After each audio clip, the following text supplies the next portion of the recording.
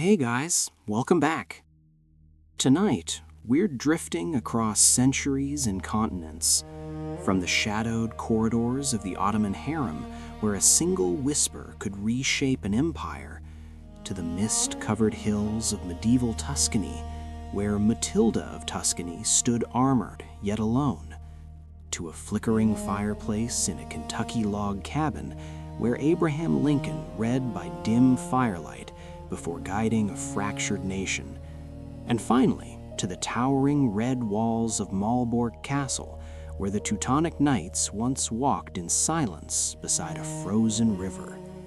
This is not just a sleep story, this is history for sleep, layered, immersive, and unhurried.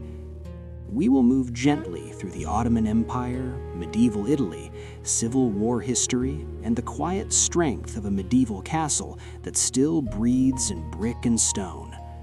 No loud drama, no rushed timelines, only relaxing history told slowly, where scandal feels like a distant echo, power feels heavy and human, and every corridor, battlefield, and candlelit room carries the hush of time itself. So before you get comfortable, take a gentle moment to like this video and subscribe, but only if these deep sleep history stories help you find peace, sleep better, or simply reflect on our shared journey through time. Now, close your eyes, let the noise of today soften, and step with me into the quiet places history never forgot. Between the quiet breaths of midnight, beyond the heavy outer gates of Topkapi Palace, there existed a world most subjects of the Ottoman Empire would never see, a world that seemed to inhale and exhale in secrecy. In this history for sleep, we do not rush, we walk slowly, almost barefoot in imagination, through corridors where thick carpets soften every footstep, and where each door closes with a gentle hush, a sound so soft it feels like a sigh rather than a barrier. The Ottoman Harem was not chaos, nor was it constant scandal, as legends sometimes suggest. It was order, architecture, rhythm. Long galleries stretched beneath domed ceilings painted with delicate patterns, tiles cool to the touch, lantern light trembling against blue and gold mosaics. The air carried faint traces of rosewater and distant incense, drifting like a sleep story whispered from room to room. In the Ottoman Empire, power often wore armor and rode at the head of armies. But here in the inner chambers of Topkapi Palace, power moved quietly, guided by rules more intricate than any battlefield formation. No one wandered freely. Every movement had permission. Every glance had consequence. A young concubine could not simply step into a courtyard without being escorted. A servant could not approach a higher-ranking woman without lowering her eyes. The silent corridors enforced hierarchy without ever raising a voice. A door closes gently. Footsteps press into thick carpet. Another door closes gently. This repetition becomes a rhythm, almost like breathing. The architecture itself protected secrets. Windows were placed high, latticed carefully, allowing light to enter without granting the outside world a view inward. Courtyards were enclosed, layered within layers, so that even within the harem, not everyone saw everything. The structure mirrored the empire, concentric circles of privilege, access narrowing as one moved closer to the sultan. In boring history for sleep, we notice details others might ignore. The way a tiled fountain murmurs softly at the center of a private courtyard, the way silk sleeves brush against marble, the way silence can feel heavier than speech. At night, when the palace settles, the corridors seem to listen. Somewhere, a young woman newly arrived from distant lands sits quietly in her assigned chamber, learning the unspoken language of the Ottoman Harem. She learns when to bow, when to speak, when to remain still. She learns that survival depends not on beauty alone, but on patience. Doors close gently. Footsteps press into thick carpet. A lantern flickers and shadows lengthen along painted walls. The Topkapi Palace was designed to contain not only bodies, but ambitions. Each room is a threshold. Each threshold is a test. Within these silent corridors, the future of princes was shaped long before they wore a crown. And as we move slowly through this sleep story of the Ottoman Empire, we begin to understand that the architecture was never neutral. It was an instrument. It disciplined desire. It measured loyalty.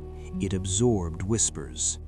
In the stillness beneath the painted ceilings, history for sleep becomes something softer than drama and heavier than rumor. It becomes the steady awareness that behind every gently closing door, a decision may already be forming, and behind every softened footstep, a life may be quietly changing.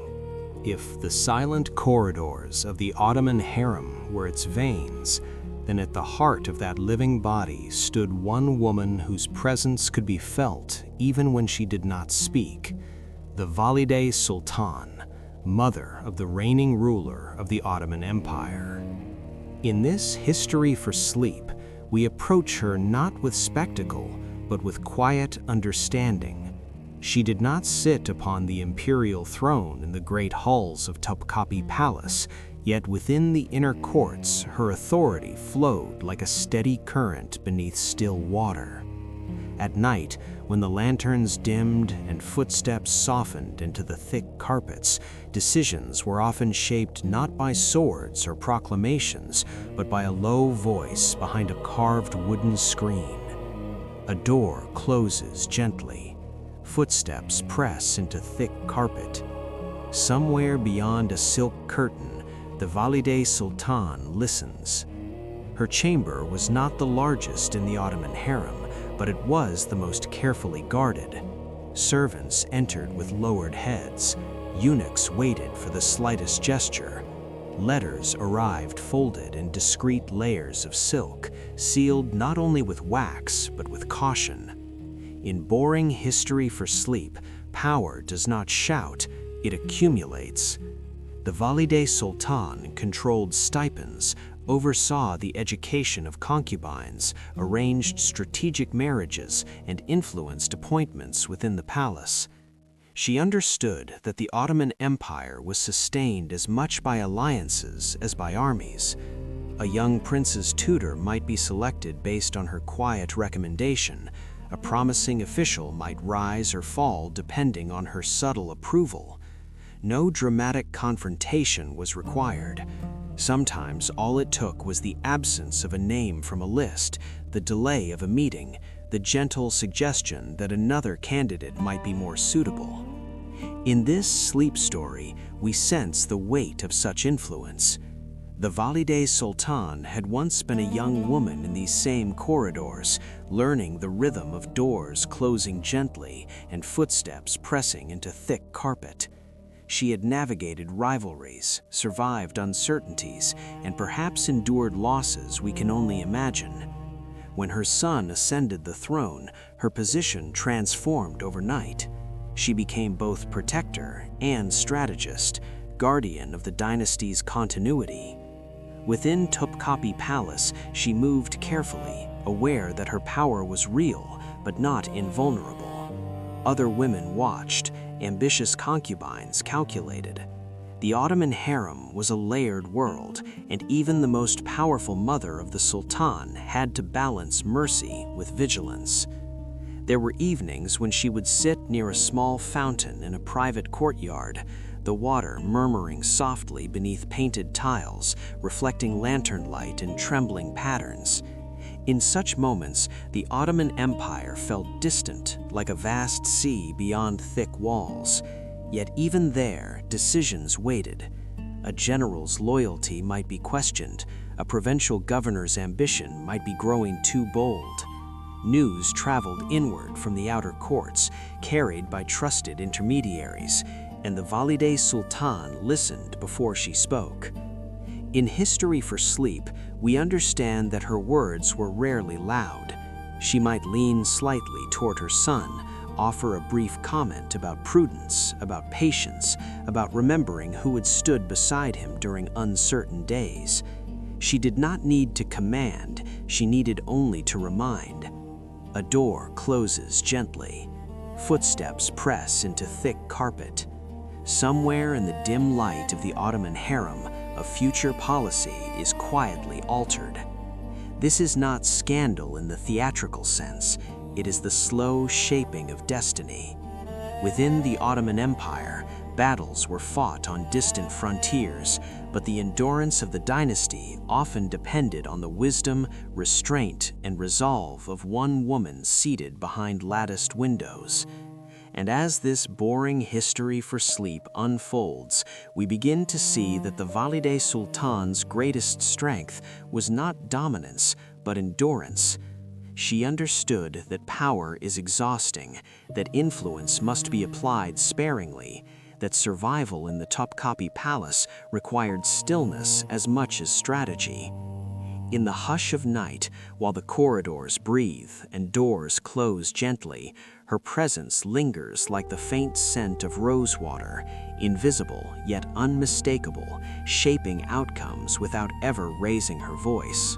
As the night deepens within Topkapi Palace and the lantern light grows softer against tiled walls, we begin to notice something subtle within the Ottoman harem. The silence is never truly empty. In this History for Sleep, we do not search for loud conspiracies. We listen for quieter movements, for the almost invisible threads that carry information from chamber to chamber. A door closes gently. Footsteps press into thick carpet. Somewhere beyond the carved screens, a whisper begins its slow journey. The Ottoman Empire was vast, stretching across continents, yet within these inner rooms, news traveled in ways more delicate than imperial decrees. It moved through kitchens warm with steam, through bathhouses veiled in mist, through sewing rooms where silk shimmered beneath careful hands. In this sleep story, we follow the path of a single rumor, not as drama, but as atmosphere. A concubine notices that a favored official has not visited the palace for several evenings. She does not announce her observation, she merely mentions it while adjusting embroidery beside another woman. That woman carries the remark into the bathhouse, where steam softens both skin and restraint. A eunuch overhears fragments while waiting at the doorway. He says nothing, yet he remembers. In boring History for Sleep, we understand that power often depends on memory more than accusation. The eunuchs of the Ottoman harem occupied a peculiar position. They guarded doors, escorted messages, observed movements. They were trusted because they were controlled, and yet that very proximity to power made them repositories of secrets. Their footsteps, too, press into thick carpet. Their presence is quiet but constant. In the Ottoman Empire, a misplaced word could echo far beyond its origin. And so, language in the harem became careful, layered, suggestive. No one openly declared ambition. Instead, it appeared as concern, as curiosity, as gentle inquiry. Has the prince been studying well? Might mean something far deeper than academic interest. Is Her Highness resting comfortably? Might conceal anxiety about shifting favor. Within Topkapi Palace, walls absorbed more than sound. They absorbed intention. In this History for Sleep, we imagine the kitchens late at night, copper pots cooling, bread wrapped in linen, A cook speaking softly about a change in deliveries from the outer court. Supplies delayed could mean tension beyond the palace gates. That observation drifts toward a laundress, then toward a senior attendant, then perhaps toward the chamber of the Valide Sultan herself. No one claims authorship of the rumor. It simply exists, like a faint scent of rosewater in a corridor. A door closes gently. Footsteps press into thick carpet.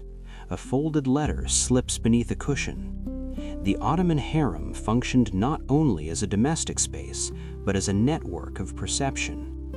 Young women newly arrived quickly learned that survival required attention. They watched which doors remained closed longer than usual. They noticed which lanterns burned late into the night. They observed which names were spoken less frequently. In this sleep story of the Ottoman Empire, intrigue is rarely explosive. It is cumulative. It gathers weight slowly, like dust settling on mosaic tiles. One evening, a minor official fails to receive an expected invitation. No confrontation occurs. Instead, conversations become shorter. Glances linger slightly longer. The hidden eyes are everywhere, not as spies in the theatrical sense, but as witnesses. A seamstress hears that a prince has been unusually withdrawn. A bath attendant notices that certain jewels are no longer worn. A scribe pauses before sealing a document, sensing hesitation in the words he transcribes. In boring history for sleep, we are reminded that empires are sustained not only by armies, but by attention. Within the Ottoman harem, awareness itself was currency. And as we continue this gentle journey through Topkapi Palace, we sense that the most powerful currents are those unseen. A whisper does not need to shout to alter destiny. It need only travel patiently from one listening ear to another until it reaches the right chamber at the right moment. In the hush of midnight, beneath painted ceilings and lattice windows, the hidden eyes remain open, not in hostility, but in vigilance. They do not sleep, even when the empire seems at rest. And then there were nights when the silence inside Topkapi Palace felt heavier than usual, as if the very walls of the Ottoman harem understood that something irreversible was about to unfold.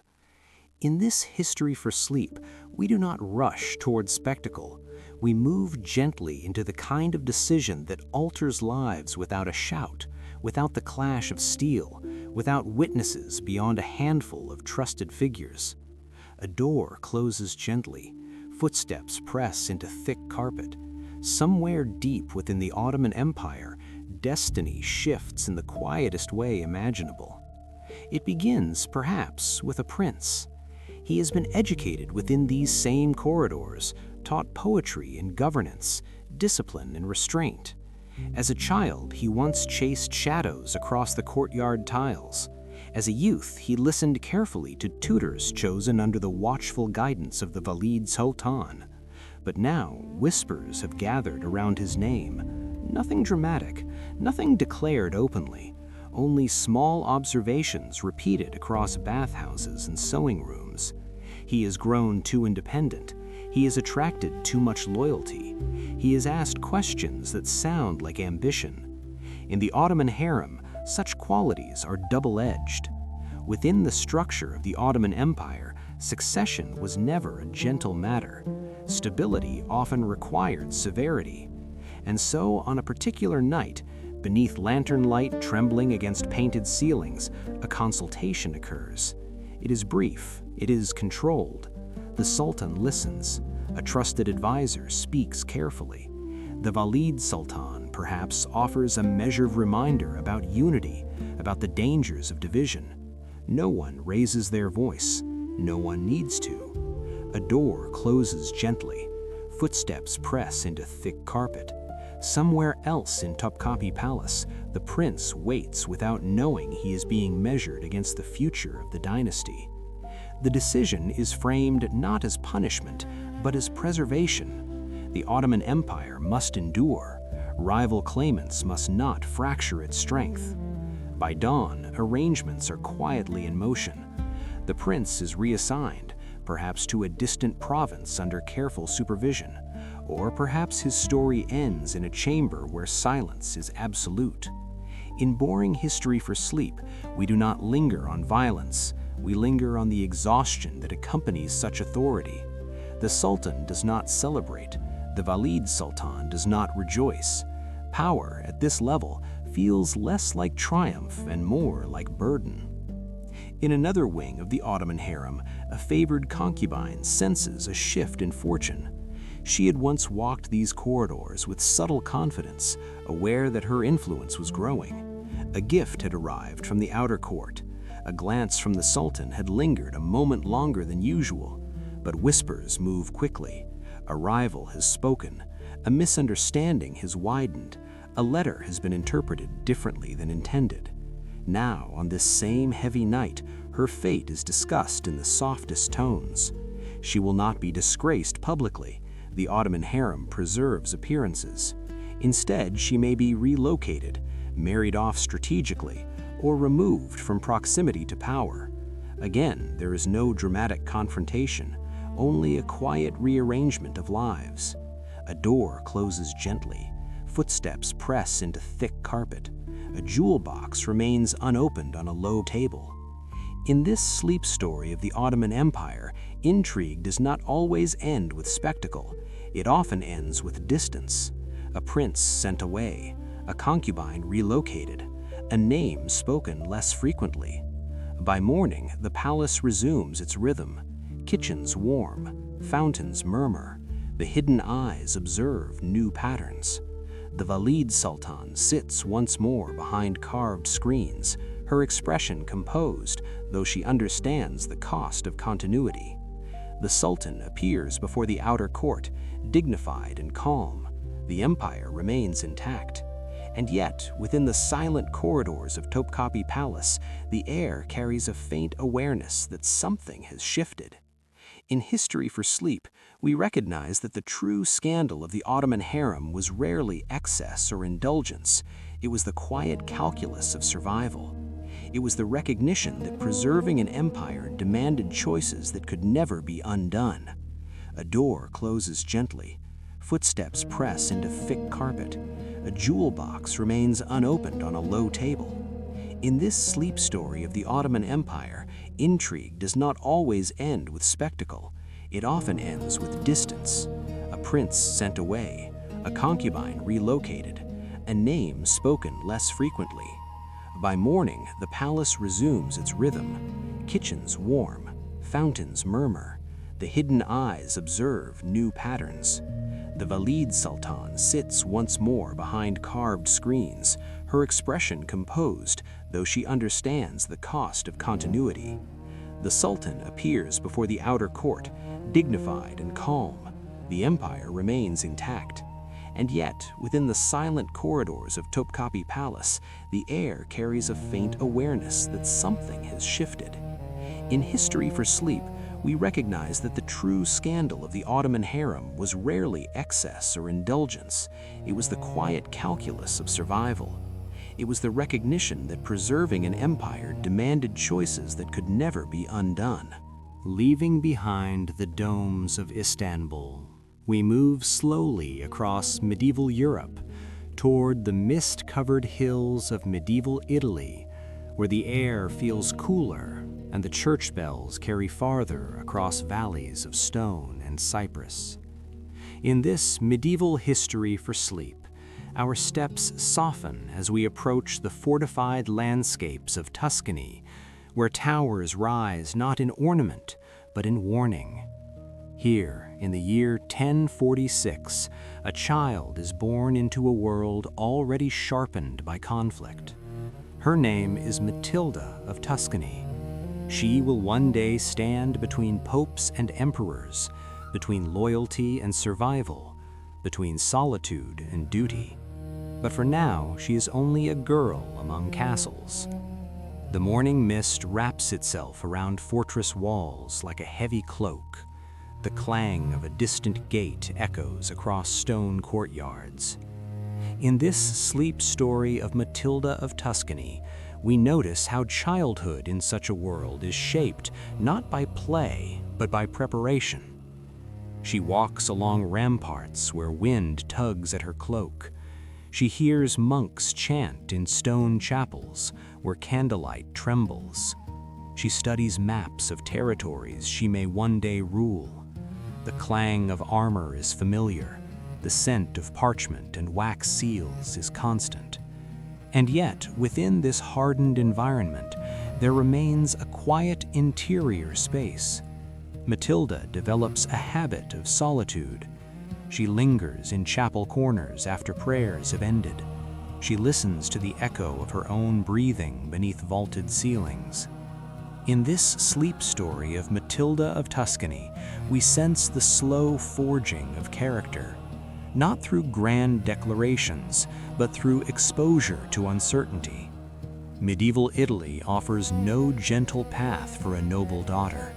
Every sunrise carries the possibility of alliance or betrayal. Every letter sealed with wax carries weight. And so the child among castles grows not only in stature, but in awareness. She understands that survival requires patience, that loyalty may demand sacrifice, that silence can be strength. As we settle into this medieval history for sleep, the hills of Tuscany remain wrapped in morning mist. Church bells echo faintly. A young girl stands between battlements and destiny. Not yet the warrior Countess, not yet the political force she will become, but already shaped by the cold stone, the distant horns, and the unspoken knowledge that her life will never belong entirely to herself. The mist does not lift quickly from the hills of medieval Italy. It lingers along the ridges and clings to the stone towers, as though the land itself is reluctant to reveal what it has witnessed. In this medieval history for sleep, we remain within that mist as Matilda of Tuscany grows from the child among castles into something both expected and unexpected, a noblewoman who wears armor and yet longs for quiet. The transformation does not happen in a single dramatic moment. It unfolds gradually, like dawn pressing gently against the horizon. The Holy Roman Empire continues to exert its weight across northern Italy.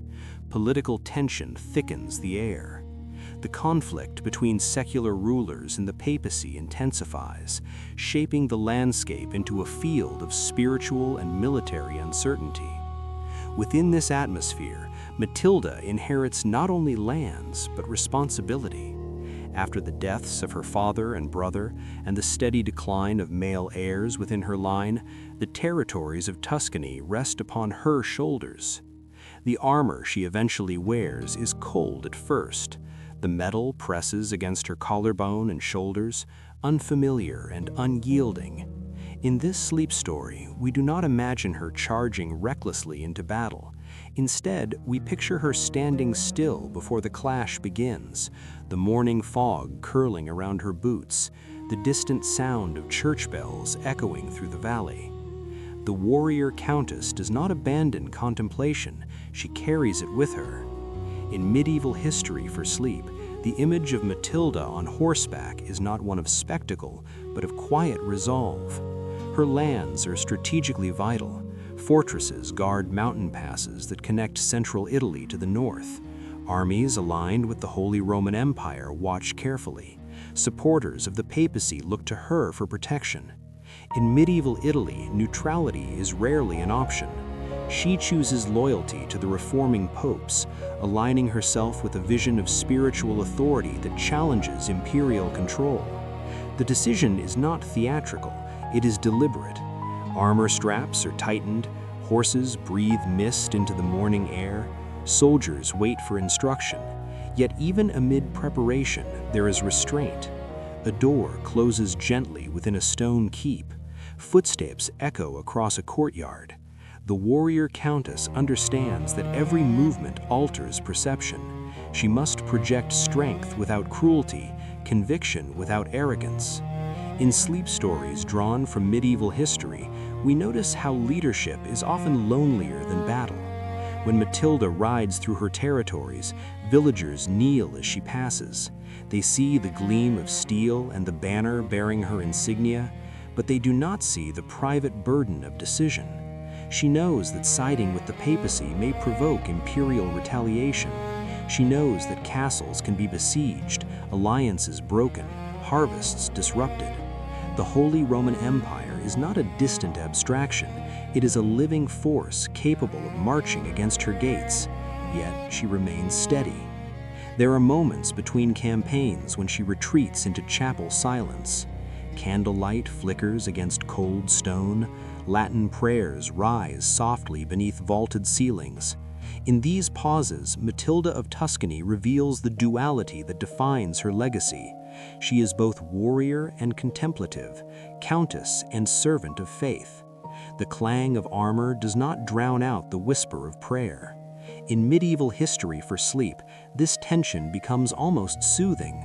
The rhythm of hooves across gravel roads, the soft creak of leather straps, the murmur of advisors gathered around a wooden table spread with maps. She studies terrain carefully, rivers, passes, fortified towns, not as a conqueror seeking glory, but as a guardian calculating preservation. The warrior countess becomes a symbol in medieval Italy, but symbols are rarely comfortable to inhabit. Expectations press inward from all sides. Supporters expect unwavering defiance. Enemies expect weakness from a woman commanding troops. She must be both iron and restraint. When conflict flares, she does not revel in it. Chroniclers note her presence in military campaigns, her role in defending papal interests against imperial forces. Yet, in this sleep story, we emphasize not the clash, but the endurance. Campaigns are exhausting, weather turns unpredictable, supplies thin. The weight of command grows heavier than armor itself, and still she rides. Church bells ring in distant villages as seasons change. The mist over Tuscany returns each morning. Through it all, Matilda of Tuscany remains composed, her figure emerging from fog not as a spectacle of violence, but as a steady silhouette against uncertainty. In this medieval history for sleep, we begin to sense that her greatest strength is not the sword at her side, but the quiet acceptance that leadership demands sacrifice. The warrior countess does not seek chaos, she seeks continuity. And in doing so, she becomes both revered and isolated, admired and alone beneath the cold metal resting across her shoulders.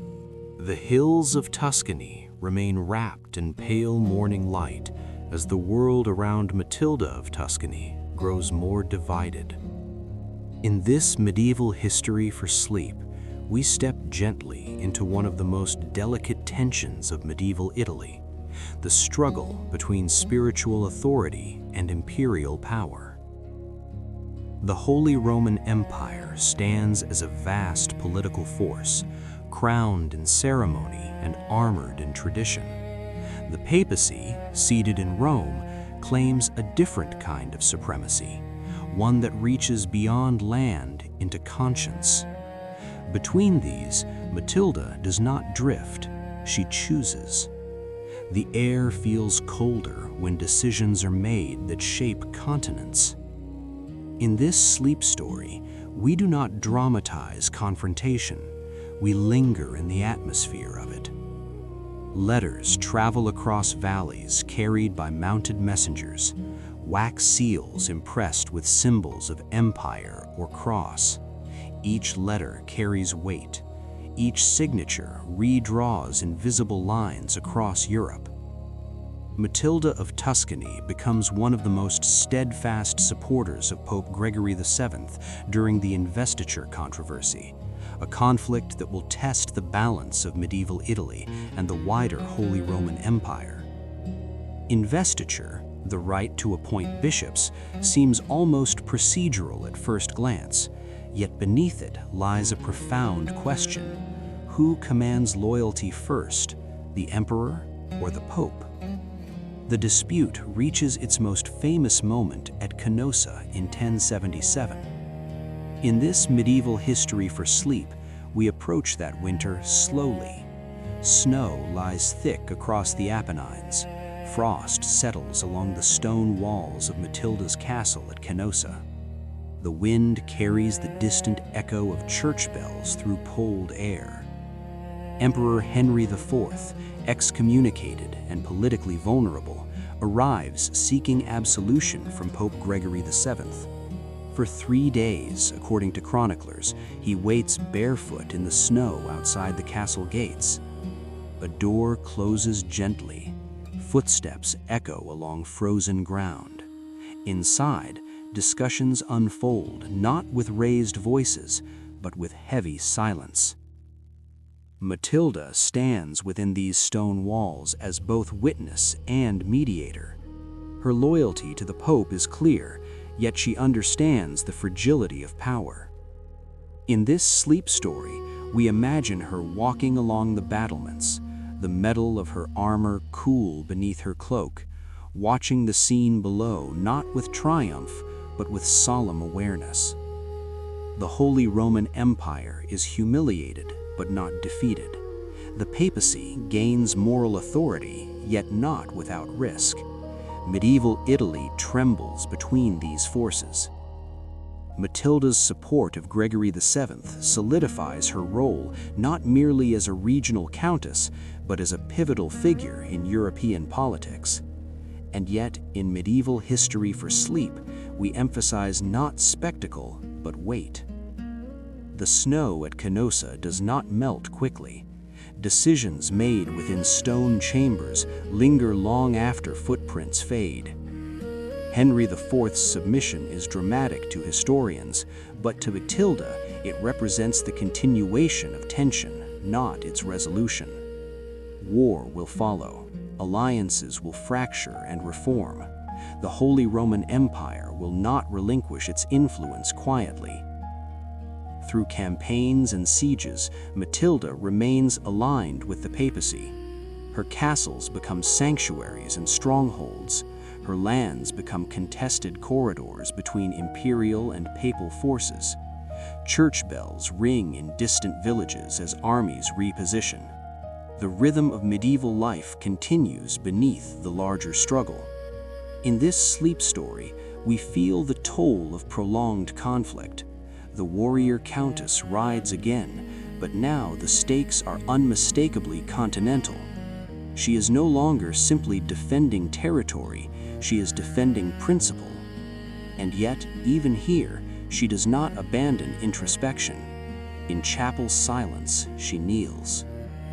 The Holy Roman Empire and the papacy may debate authority, but in private prayer, she seeks clarity beyond politics. Medieval history for sleep invites us to see her not as a symbol alone, but as a person navigating impossible tension. Popes and emperors command armies and proclamations, but Matilda of Tuscany commands endurance. She absorbs the strain of loyalty tested by shifting tides. She becomes a bridge across fracture lines, even when the ground beneath her trembles. A door closes gently within a stone keep. Footsteps echo down a corridor lined with banners bearing both sacred and noble insignia. The world outside remains uncertain. The Holy Roman Empire regroups, the papacy reforms and recalculates, and in the midst of it all, Matilda stands steady, a quiet axis around which medieval Italy turns. In this medieval history for sleep, we sense that her greatest act is not confrontation, but constancy. While popes and emperors rise and falter, she remains, wrapped in the cold air of Tuscany, listening to distant bells and understanding that faith and power are never easily separated. The seasons turn slowly over medieval Italy, and even the strongest fortresses cannot hold back time. In this medieval history for sleep, we move gently toward the final chapter of Matilda of Tuscany, not with urgency, but with the same calm awareness that has followed her through mist and armor and prayer. The hills of Tuscany remain as they were in her childhood, layered with morning fog, cypress trees standing like silent witnesses, church bells echoing across valleys that have seen too many banners rise and fall. Matilda is no longer the young child among castles, nor merely the warrior countess riding through contested passes. She is older now. The weight of campaigns, alliances, and unwavering loyalty to the papacy has settled into her posture. The Holy Roman Empire still exists as a vast presence, reshaped by new rulers and altered ambitions. The investiture controversy that once burned so fiercely has shifted, negotiated, recalibrated. Medieval Italy continues its restless rhythm. In this sleep story, we imagine Matilda walking through one of her stone corridors in later years, her steps slower but still steady. The armor that once pressed cold against her shoulders is worn less frequently, yet its memory remains in the way she carries herself. Candlelight flickers against familiar walls. The scent of parchment and incense lingers in quiet chambers. She reviews documents not as a conqueror, but as a steward, mindful of what will remain after her. Matilda of Tuscany never remarries after the failure of her earlier political union. She bears no surviving children to inherit her vast territories. In medieval history for sleep, this absence is not portrayed as tragedy alone, but as solitude.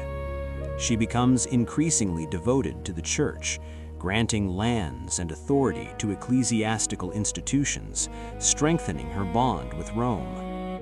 The Holy Roman Empire watches these decisions with caution, aware that her estates represent significant influence across medieval Italy. Yet Matilda does not waver. Her loyalty to the papacy defines her final years as firmly as it defined her youth. There are quiet mornings when frost settles across the fields. Monks chant in nearby abbeys. The wind brushes against fortress walls that have withstood siege and negotiation alike. In these moments, we sense that Matilda understands something few rulers articulate, that legacy is not carved solely by victories, but by constancy. In this medieval history for sleep, death approaches not as sudden violence, but as inevitability. In 1115, at the age of 69, Matilda of Tuscany dies in Bondeno. The news spreads across medieval Italy, carried by messengers whose horses move at a measured pace. Church bells ring, not in alarm, but in recognition. A door closes gently. Footsteps echo along stone corridors now emptier than before. Her body is laid to rest with solemn rites. Years later, her remains will be transferred to St. Peter's Basilica in Rome, a rare honor for a woman of her time. Within the vast interior of the basilica, beneath arches that rise toward painted heavens, Matilda's memory finds a different kind of fortress. In this sleep story, we linger not on ceremony, but on fading remembrance. The Holy Roman Empire continues to evolve. New emperors assert authority. New conflicts reshape medieval Italy. The papacy endures its own cycles of reform and fracture. Slowly, the figure of the warrior countess recedes from immediate political consciousness. Chroniclers record her deeds, but generations pass. The hills of Tuscany remain. The stone castles still cast shadows at dusk. Church bells still carry across valleys. Yet the woman who once stood between popes and emperors becomes, over centuries, a name in manuscripts. In medieval history for sleep, deferring is not cruelty, it is the rhythm of time. And yet, something of Matilda of Tuscany resists disappearance. It exists in the idea of unwavering loyalty in an age of shifting allegiance. It exists in the image of a woman who carried both sword and prayer book, who navigated the immense gravity of the Holy Roman Empire without surrendering conviction. As night settles once more over medieval Italy in this final sleep story of her life, we pictured the mist returning to the hills. A solitary figure stands briefly in memory against the pale horizon, armor cool against her shoulders, church bells fading into distance. Then even that image softens. The warrior Countess becomes part of the landscape she once defended, and in this medieval history for sleep, we are left not with spectacle, but with stillness, a quiet legacy shaped by endurance, resting gently beneath the weight of centuries.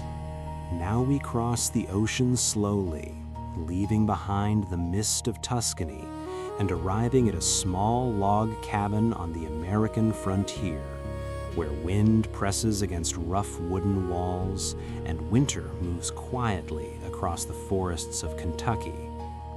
In this American history for sleep, we lower our voices and step into the dim glow of a hearth fire. A tall, thin boy sits close to the light, a borrowed book open in his hands. Abraham Lincoln is not yet a president, not yet a symbol in Civil War history, not yet the figure carved in marble. He is simply a child reading by firelight, turning each page carefully so the fragile paper will not tear. The cabin is modest, the floor is packed earth, the roof leaks in heavy rain. Outside, the night stretches wide and dark. Inside, the only brightness comes from flame and thought. In this sleep story, we linger here because every rise begins in stillness. Born in 1809 to Thomas and Nancy Lincoln, Abraham grows up in poverty that is neither romantic nor dramatic, but persistent. Work begins early. Wood must be chopped, fields must be cleared, fences must be mended. The forest does not yield easily, yet amid the labor, something quiet forms. He develops a habit of reading whenever a book can be found. The Bible, Aesop's Fables, Pilgrim's Progress, a borrowed volume of law. In this American history for sleep, told gently, we see a boy stretching his mind beyond the trees that surround him. He copies passages by hand when paper is scarce, writing on wooden boards and shaving them clean to reuse. A door closes gently. Wind moves through cracks in the cabin wall. The fire shifts and settles. The frontier is not gentle terrain. His mother dies when he is only 9 years old. The loss is silent and heavy. In the American history for sleep, grief is not described with loud sorrow, but with absence. The cabin feels colder.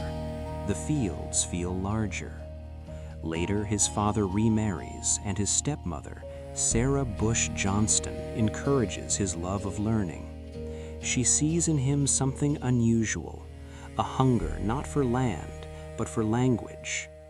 Abraham grows taller than most boys his age, awkward in posture, but thoughtful in expression. He works with an axe, splitting rails with steady rhythm, yet his mind wanders toward stories and arguments. In Civil War history, we often see the strong leader. Here, we see the quiet observer. He listens more than he speaks. He absorbs the cadence of neighbors' conversations. He tells stories to lighten heavy days, his humor already gentle, self-deprecating, reflective. In this sleep story, we notice the contrast between his physical surroundings and his internal landscape.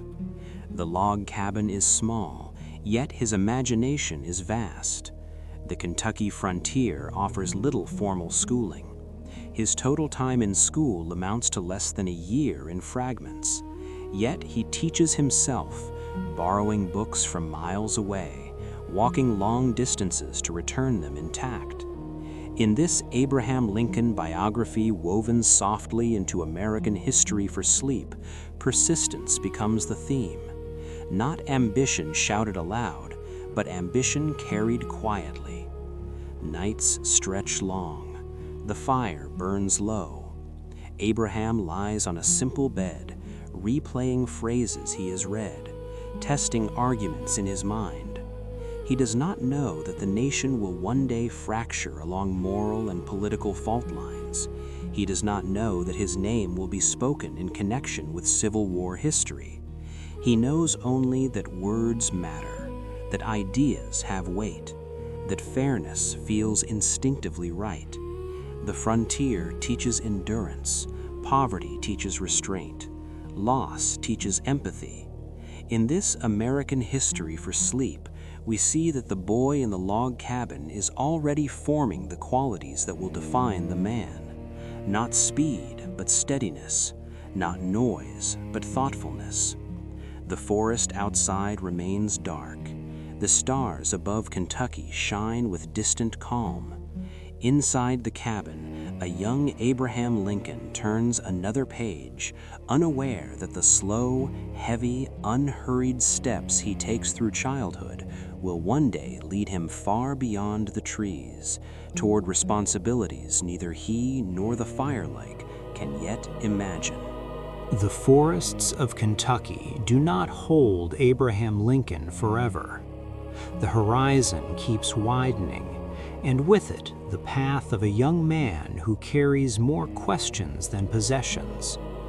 He leaves behind the log cabin years and moves westward into Indiana, then further into Illinois, where prairie grass bends under open sky and small towns rise from dust and timber. The rhythm of his life shifts, yet it never becomes hurried. His steps remain deliberate, heavy with thought rather than urgency. In New Salem, Illinois, he finds work as a store clerk. The shop is modest, its shelves uneven, its ledger thin. He measures cloth, weighs sugar, records debts in careful handwriting. Customers come and go with stories of crops, weather, politics. He listens. He absorbs. The counter becomes a quiet classroom. When business is slow, he reads behind the desk. When business fails, as it eventually does, he shoulders the debt personally. Years later, he will refer to it as the national debt of his own small nation, a private joke spoken without bitterness. Failure does not announce itself loudly in his life. It settles gradually. The store collapses. His partnership dissolves. He borrows money he cannot easily repay. Yet he does not retreat. Instead, he walks long roads as a surveyor, measuring land under wide Midwestern skies. The wind moves across open fields. His boots press into soft earth. He learns the shape of the land the way he once learned the shape of sentences. Each boundary line drawn with care, each measurement deliberate. At night, in boarding houses lit by dim candles, he studies law books borrowed from attorneys willing to lend them. He lies on narrow beds, propping volumes against his knees, tracing arguments by lamplight. Law becomes less a profession than a language of order in a world often disordered. He is not polished. His clothes hang loosely on his tall frame. His voice carries a high tone that surprises those who see his height first. Yet when he speaks in debate, his reasoning unfolds patiently. He does not rush toward conclusion. He builds it step by step, as though stacking logs carefully into a stable wall. His first campaigns for public office do not end in triumph. He loses a race for the Illinois state legislature. Later, he will lose again for Congress, and later still for the Senate. Each defeat leaves a mark, but not a scar. He acknowledges disappointment with humor rather than resentment. Friends notice that he often drifts into reflection, walking alone along riverbanks, hands clasped behind his back, eyes fixed on distant fields. Melancholy accompanies him quietly, not as paralysis, but as depth. The practice of law gradually becomes his foundation. Riding the legal circuit across Illinois, he travels from town to town on horseback, courtrooms improvised in taverns and simple halls. Dust rises from the road. The smell of ink and paper mixes with tobacco smoke. He represents farmers, merchants, widows. He studies each case carefully, seeking clarity rather than spectacle. Opponents sometimes underestimate him, mistaking his awkwardness for weakness. They learn otherwise when he stands to argue. His words move with calm precision. He avoids ornament. He aims for fairness. The prairie landscape mirrors his temperament, wide, patient, open to long horizons. He marries Mary Todd in 1842, a woman sharp, ambitious, and socially refined in ways he is not. Their relationship is complex, filled with affection and strain alike. Domestic life does not soften his ambition, but it anchors it. Children are born. Some will not survive. Grief enters quietly again, as it did in childhood. Through it all, he continues building a career, one careful brick at a time. As debates over slavery intensify in the 1850s, he steps more visibly into national conversation. The Kansas-Nebraska Act unsettles him deeply. He begins speaking publicly about the moral and political consequences of expansion. His language is measured yet firm. The tall lawyer who once measured sugar behind a counter now measures the meaning of equality before audiences that grow larger with each passing year. When he debates Stephen Douglas in 1858, crowds gather under open skies. He does not shout, he reasons. He frames the question not as anger, but as conscience. He does not yet know he will soon stand at the center of a torn nation. He only knows that compromise without principle feels hollow. From store clerk to lawyer, from failed candidate to emerging voice, his ascent is neither swift nor smooth. It is built from persistence, self-education, and an unusual capacity to endure setbacks without surrendering conviction. The prairie wind continues to move across Illinois. Horses continue along dusty roads. In modest courtrooms and public squares, Abraham Lincoln takes one more slow step forward, unaware that history is already aligning itself around his steady, unhurried stride. By the time Abraham Lincoln reaches Washington, the air itself feels divided. The journey from Illinois to the capital is cautious, almost secretive, as rumors of assassination circulate before he even takes the oath of office. The country he is about to lead does not greet him with unity, it greets him with fracture. Southern states are already declaring secession. Newspapers print arguments that feel less like debate and more like rupture. When he stands to deliver his first inaugural address in March of 1861, his figure appears taller than ever, yet the burden he carries is heavier still. He speaks not with fury, but with restraint. He appeals to reason, to shared memory, to the better angels of our nature.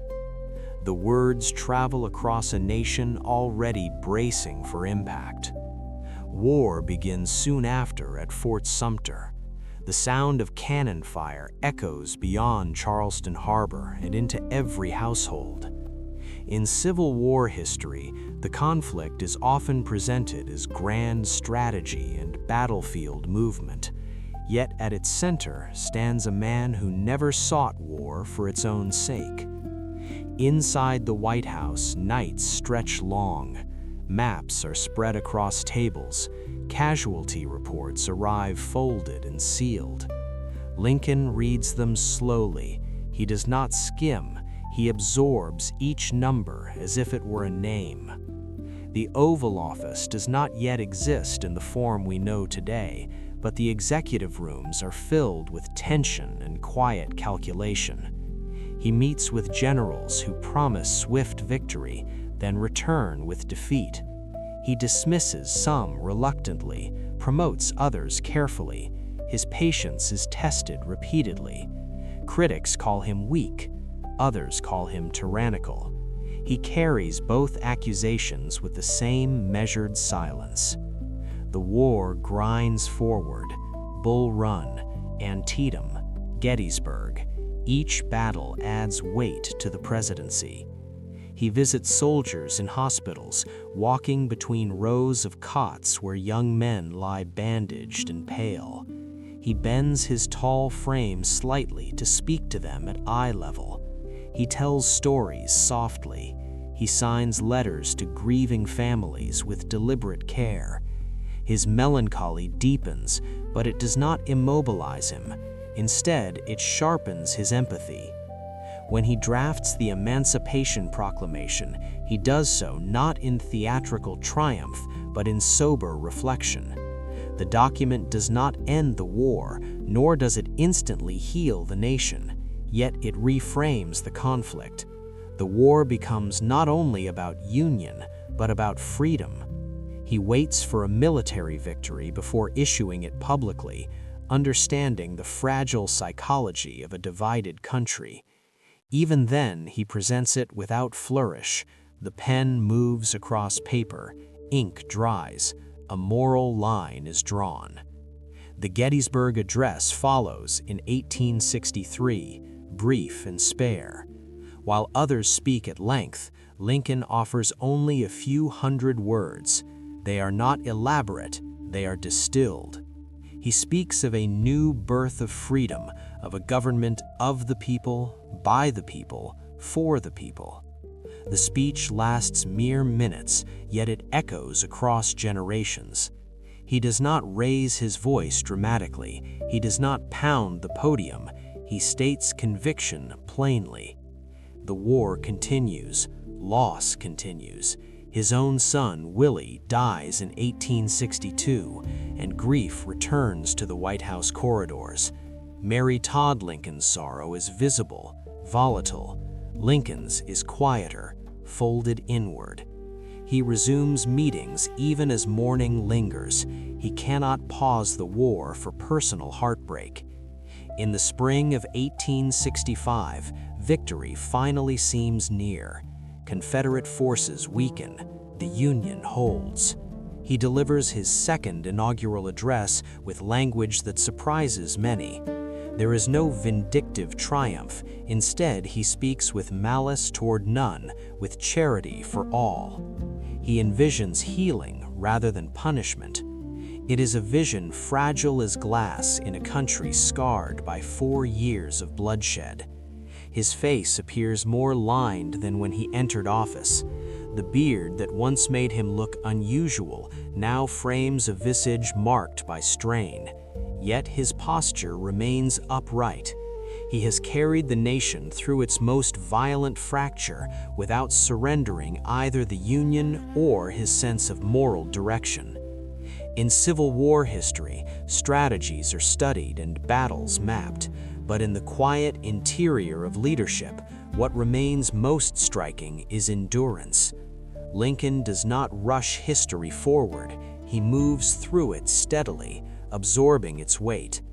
In a torn nation, his strength is not in volume, but in steadiness.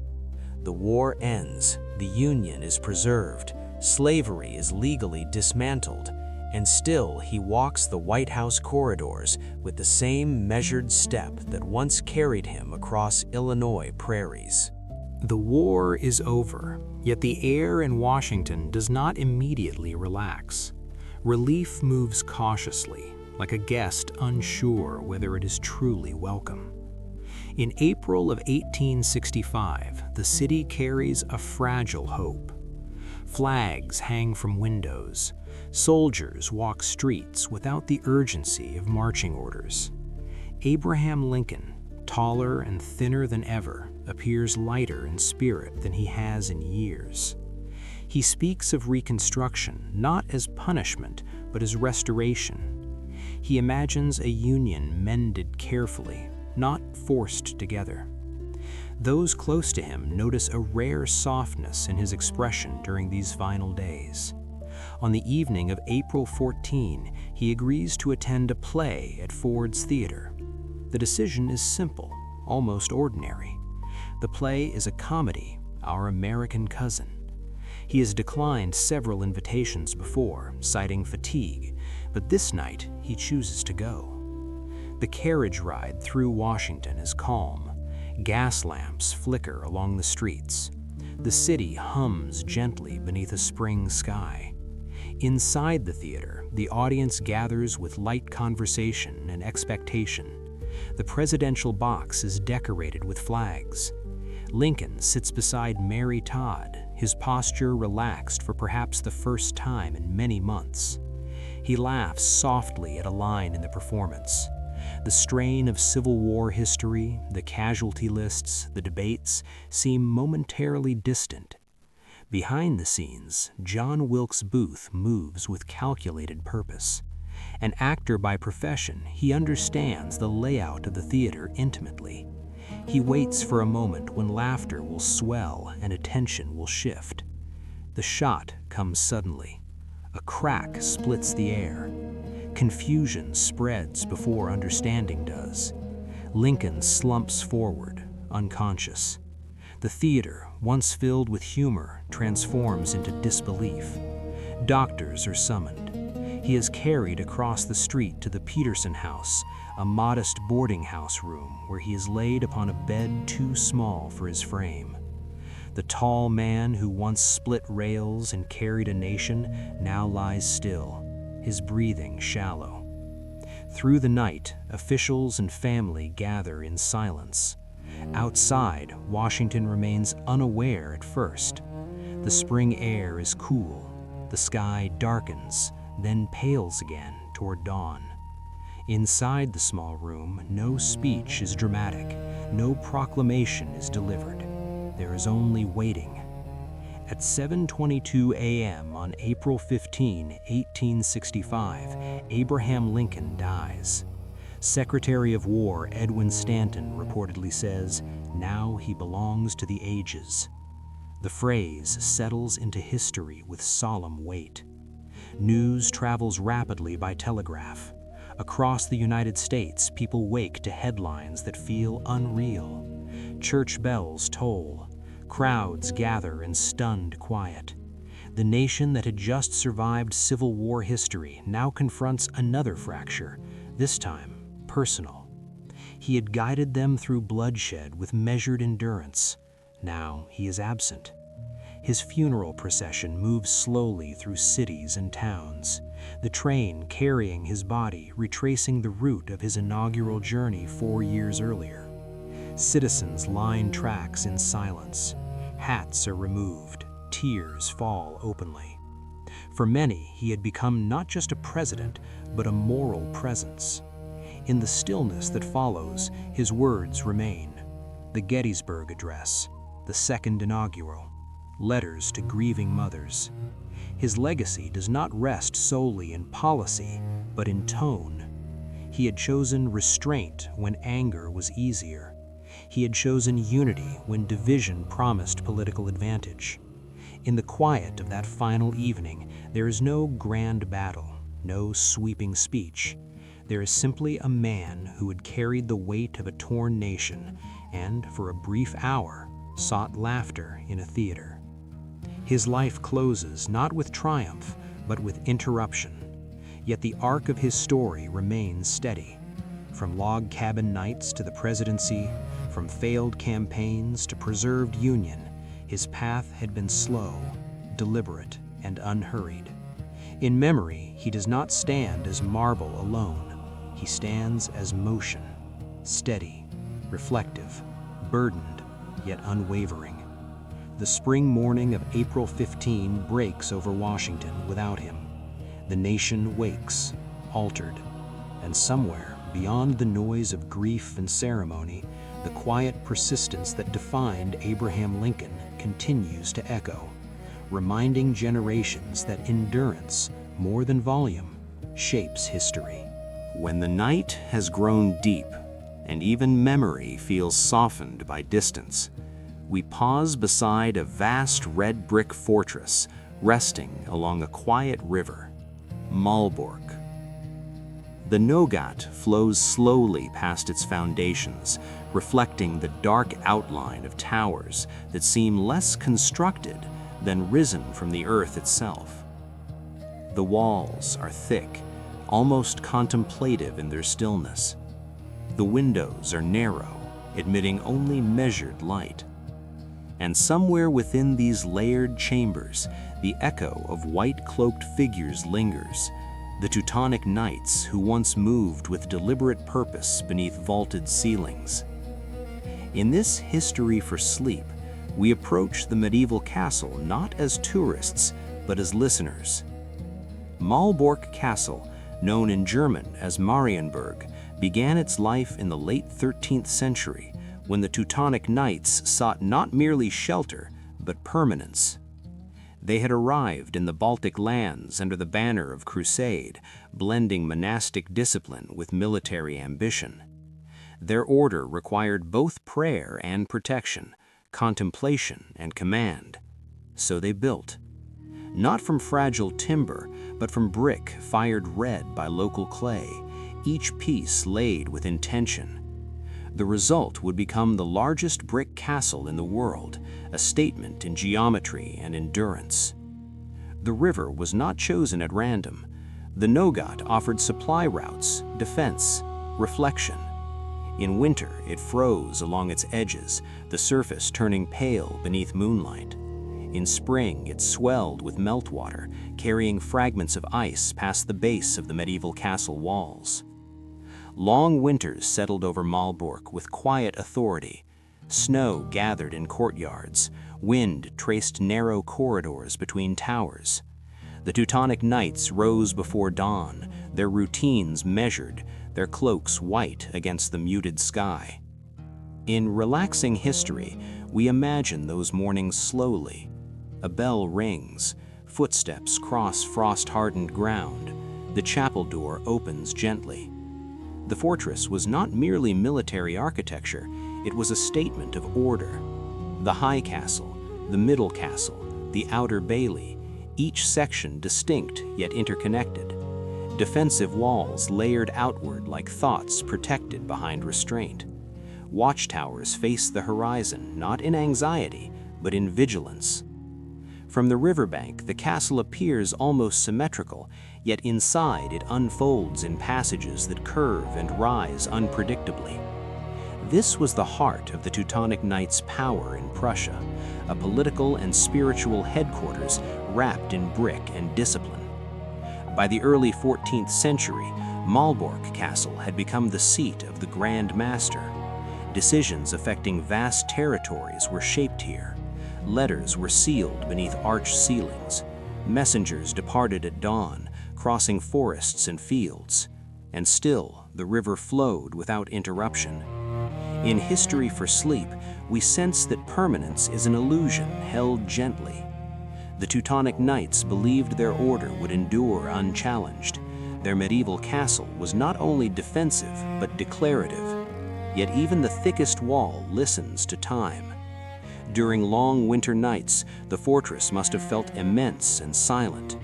Fires crackled in stone hearths, armor rested along walls. In dining halls, wooden tables stretched beneath ribbed vaulting, lit by candlelight.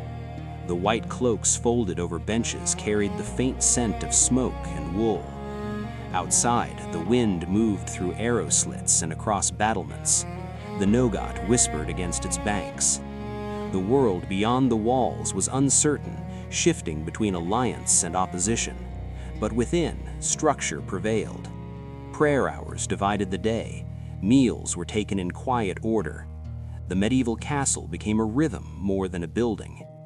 In relaxing history, we slow our pace and imagine walking along the outer wall at night. The river below reflects starlight. The bricks hold the warmth of the day just slightly.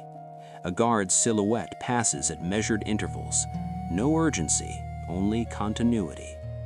The Teutonic Knights believed their fortress by the river would secure their mission and memory, and for centuries, Malbork stood not only as a military stronghold, but as an embodiment of discipline shaped into architecture. As we linger beside these red walls, listening to the quiet current of the Nogat, we understand that this history is not loud, it is layered. It settles like snow across battlements and remains even when the voices that once filled the halls have long since fallen silent. If we step inside Malbork Castle and allow the heavy wooden door to close softly behind us, the sound does not echo sharply. It is absorbed by brick and stone, by centuries of prayer and command. The air inside the medieval castle feels cooler than the riverbank outside, carrying a faint scent of aged timber and dust resting undisturbed. The Teutonic Knights once moved through these cloisters with measured rhythm, white cloaks brushing against red walls, iron spurs striking stone in quiet intervals. Tonight, in this gentle unfolding of relaxing history, we walk slowly through the cloisters and corridors as though the building itself is breathing. The cloister courtyard sits at the heart of the high castle, enclosed on all sides by pointed arches that frame the sky like a restrained painting. Even in darkness, the geometry remains precise. Columns rise evenly, their bases worn smooth by centuries of passage. In winter, snow would settle in the open center, softening the brick with white stillness. In summer, light would filter down, warming the stone in gentle gradations. The Teutonic Knights passed here multiple times a day, their lives divided between devotion and discipline. Footsteps would cross the cloister floor at dawn for prayer, at midday for meal, at dusk for reflection. The repetition was intentional. A medieval castle like Malbork was not simply defensive, it was structured around order. From the cloister we enter the chapel, where ribbed vaults stretch upward in quiet ambition. The altar once stood beneath painted ceilings, illuminated by narrow windows that admitted slender beams of light. Candles flickered against the brick, casting moving shadows across white cloaks and bowed heads. The Teutonic Knights were monks as well as soldiers. Their vows of obedience and chastity shaped the architecture as much as their swords did. Silence in the chapel was not emptiness, but presence. Even now, when visitors step inside Malbork Castle, their voices lower instinctively. The sound of a single shoe against stone carries further than expected. From the chapel, we move toward the refectory, the great dining hall. It is long, almost impossibly so, supported by stone pillars that divide space without confining it. Wooden tables once stretched beneath vaulted ceilings, benches aligned in straight lines. Meals were taken in disciplined quiet, broken only by the reading of scripture. The rhythm of spoons against bowls, the soft rustle of wool, the crackle of fire in a distant hearth, these were the sounds of communal life inside the medieval castle. Food was simple: bread, fish, broth. The river Nogat supplied sustenance as reliably as it reflected the fortress walls. In this quiet movement through history for sleep, we pause beside a narrow staircase spiraling upward into darker corridors. The steps are worn unevenly, evidence of countless ascents and descents. The corridors themselves feel almost endless, long brick passages where torchlight once flickered against the walls. Small arrow slits punctuate the exterior, allowing glimpses of river and sky without exposing vulnerability. Walking through these corridors at night would have required steadiness. The Teutonic Knights did not wander idly. Each chamber had purpose. Dormitories were modest, lined with narrow beds. a single cloak folded at the foot of each. Weapons stored carefully, not displayed. Even the armory was orderly, racks aligned with precision. The discipline of the order extended into every physical space. In relaxing history, we allow our pace to slow further.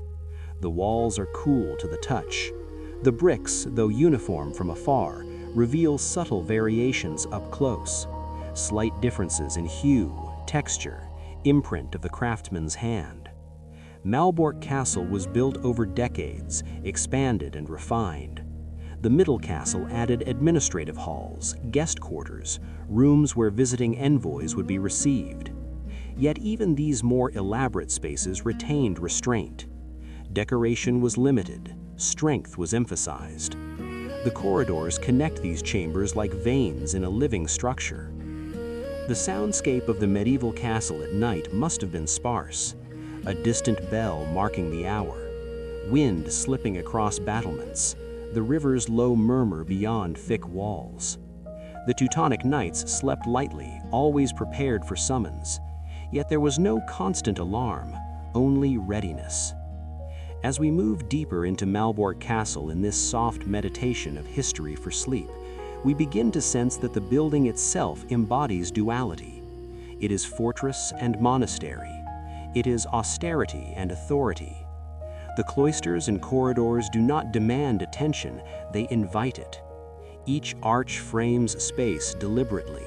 Each passage guides the body toward reflection. Even now, when modern visitors enter these halls, they instinctively lower their voices. They step carefully. The brick absorbs sound, returning only the faintest echo. The medieval castle remains immense, yet not overwhelming. It teaches patience through repetition. It teaches proportion through symmetry. And in the stillness of these cloisters, beneath ceilings shaped by devotion and defense alike, the presence of the Teutonic Knights feels less like ghost and more like memory, quiet, structured, enduring. There are moments when even the thickest walls seem to remember. If we stand quietly within Malbork Castle and rest our hand against its red brick, we might imagine that the stone holds not only structure, but recollection. The Teutonic Knights built this medieval castle to project certainty, yet history rarely moves in straight lines. Beyond the river Nogat, beyond the cloisters and disciplined halls, the wider world shifted. Alliances formed and fractured. Armies gathered not in whispers, but in dust and banners.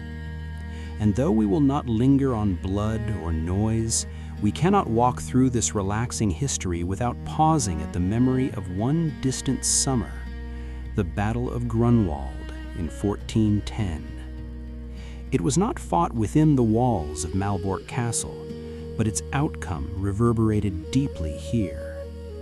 The Teutonic Knights, once expanding with confidence across the Baltic, met a united force of Polish and Lithuanian armies on open fields. The day was long, the air heavy, banners lifted against a sky that must have seemed impossibly wide. The clash that followed has been described in chronicles with detail and intensity, yet from our quiet vantage within the medieval castle, it feels more like a tremor carried through time. The order suffered a devastating defeat. The Grand Master himself fell, and for the first time the aura of invincibility surrounding the Teutonic Knights began to thin. News of the battle would have arrived at Malbork Castle not as spectacle, but as message. A rider approaching at dusk, hooves muffled on earth, a sealed letter pressed into waiting hands. Within the thick red walls, decisions would have been made quickly, yet without visible panic. The fortress by the river did not crumble in response. Instead, it prepared. The defeated army did not dissolve entirely. Survivors regrouped, and Malbork Castle became a refuge as much as a stronghold. Soon after Grunwald, enemy forces laid siege to the medieval castle. Tents rose across the fields, watchfires flickered along the horizon at night. Inside the walls, supplies were rationed carefully. The Teutonic Knights maintained discipline even under pressure. There were no dramatic speeches echoing through the cloisters, only measured adjustments to routine. Guards rotated with precision. Archers stood at battlements not in fury, but in resolve. The river Nogat continued its quiet flow, indifferent to strategy. The siege did not end in immediate capture. The fortress held. Malbork Castle endured, its red bricks absorbing not only wind and frost, but the weight of expectation. Yet something subtle had shifted. After Grunwald, the Teutonic Knights were no longer expanding with the same certainty. Political negotiations replaced campaigns. Authority became negotiated rather than assumed. The medieval castle, once symbol of outward momentum, gradually transformed into a monument of maintained presence. In History for Sleep, we notice how battles often echo more softly than we imagine. Stone does not shout, it remembers. If we walk along the outer wall of Malbork Castle at twilight, the battlements appear unchanged. The same towers rise, the same arrow slits frame the sky. But beneath this continuity lies adaptation. The Teutonic Knights adjusted their strategy, navigating diplomacy and shifting loyalties. The defeat at Grunwald did not erase them immediately, but it redefined them, and the red brick fortress became less a launch point and more a guardian of legacy. Within the great halls, armor still hung. Meals were still taken in quiet order. Prayer hours still marked the day. Yet the mood would have been tempered by awareness. The world beyond the medieval castle walls was no longer something to command entirely. It was something to negotiate. In relaxing history, we allow that realization to settle gently. Even institutions built of brick and conviction encounter limits. Malbork Castle survived wars not by ignoring them, but by absorbing their lessons. The Teutonic Knights, once crusaders pressing outward, became administrators preserving structure. The memory of Grunwald lingered not as a wound constantly reopened, but as a recalibration. And if we place our hand once more against the cool brick of this immense medieval castle, we sense continuity rather than collapse. The stone carries the memory of ambition, of confrontation, of endurance. It carries the awareness that strength is not the absence of challenge, but the capacity to remain standing afterward. In this quiet reflection within Malbork Castle, the Battle of Grunwald is no longer thunder, it is echo. And the echo, softened by centuries, becomes part of the steady breathing of the fortress by the river. Time, more patient than any army, continued its work long after banners fell and strategies shifted. Malbork Castle did not disappear after the age of the Teutonic Knights. It changed hands, changed meanings, changed purposes. The red bricks that once symbolized crusading certainty gradually entered a different chapter of medieval castle history. When the power of the Teutonic Knights declined further in the 15th century, financial strain pressed heavily upon the order.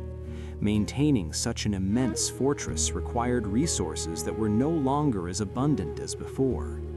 Eventually, in 1457, Malbork Castle was sold to the Polish crown. The act itself was less dramatic than one might imagine. No walls collapsed, no final trumpet sounded. Authority shifted through negotiation and agreement rather than assault. The medieval castle by the Nogat entered a new political orbit, now integrated into the Polish kingdom. For centuries, it continued to function in various administrative and military roles.